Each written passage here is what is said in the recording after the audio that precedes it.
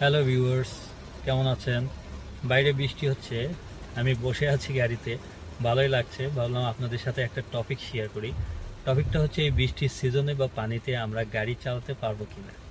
আচ্ছা, যাই হোক, আমি বৃষ্টি দেখাই, আমাকে দেখাই লাভ নাই। ওয়াও, অনেক সুন্দর বৃষ্টি হচ্ছে।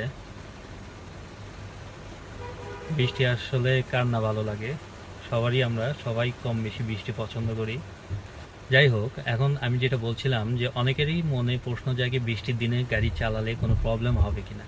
বিশেষ করে আমরা যারা হাইব্রিড গাড়ি ইউজ করি তাদের মনে এই প্রশ্নটা আরও বেশি জাগ্রত হয়। আমি নিজে হাইব্রিড গাড়ি প্রিয়াস ইউজ করি, প্রায় 2 বছর হলো ইউজ করছি, এবং এই 2 বছরে আমি অলমোস্ট প্রায় সব সিচুয়েশনেই চালাইছি। বিশেষ করে বৃষ্টির দিনে অনেক বেশি চালাইছি, কারণ বৃষ্টিতে চালাতে আমার বেশ ভালোই লাগে। আমি কোনো ধরনের প্রবলেম ফেস করি নাই। নর্মালি সামান্য পানিতে তেমন প্রবলেম হয় না, তবে হ্যাঁ, এখন যদি হাঁটু পানি বা কোমর পর্যন্ত পানিতে যদি কেউ গাড়ি চালায় তবে অবশ্যই গাড়ির ইঞ্জিন বন্ধ হয়ে যাবে এবং গাড়ির ক্ষতি হবে, তবে সেটা হোক হাইব্রিড কিংবা নন হাইব্রিড। হাইব্রিড গাড়ির জন্য কোনো আলাদাভাবে কোনো কিছু মেনটেন করার দরকার নাই। তবে হাইব্রিড গাড়িতে যেহেতু একটা এক্সপেন্সিভ ব্যাটারি থাকে, সেক্ষেত্রে আমরা একটু সতর্ক হয়ে এবং অতিরিক্ত পানিতে চালানো থেকে বিরত থাকব, কারণ যদি হাইব্রিড ব্যাটারি নষ্ট হয়ে যায় তাহলে এটা রিপেয়ার করা অনেক কস্টলি।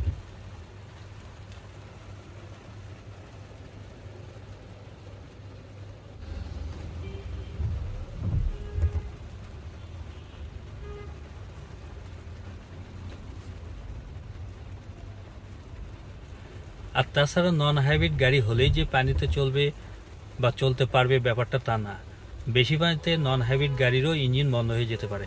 এখন অনেকেরই ধারণা সামান্য পানিতে হাইব্রিড গাড়ি চলতে পারবে না, হাইব্রিড ব্যাটারি নষ্ট হয়ে যেতে পারে।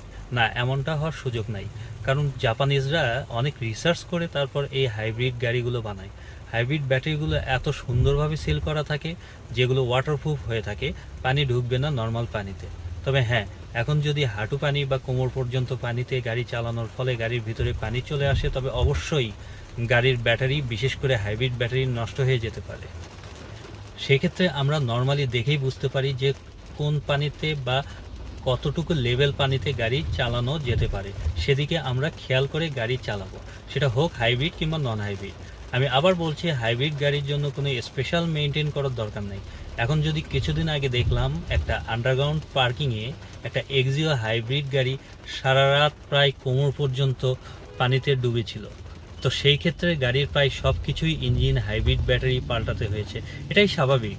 একটা নন হাইব্রিড গাড়িও যদি এরকম কোমর পর্যন্ত পানিতে সারা রাত ডুবে থাকে তাহলে সেম অবস্থা হবে। সো বন্ধুরা, এইরকম খারাপ সিচুয়েশন থেকে আমরা সতর্ক থাকার চেষ্টা করব। ভিডিওটি ভালো লেগে থাকলে অবশ্যই সাবস্ক্রাইব করবেন। ধন্যবাদ সবাইকে।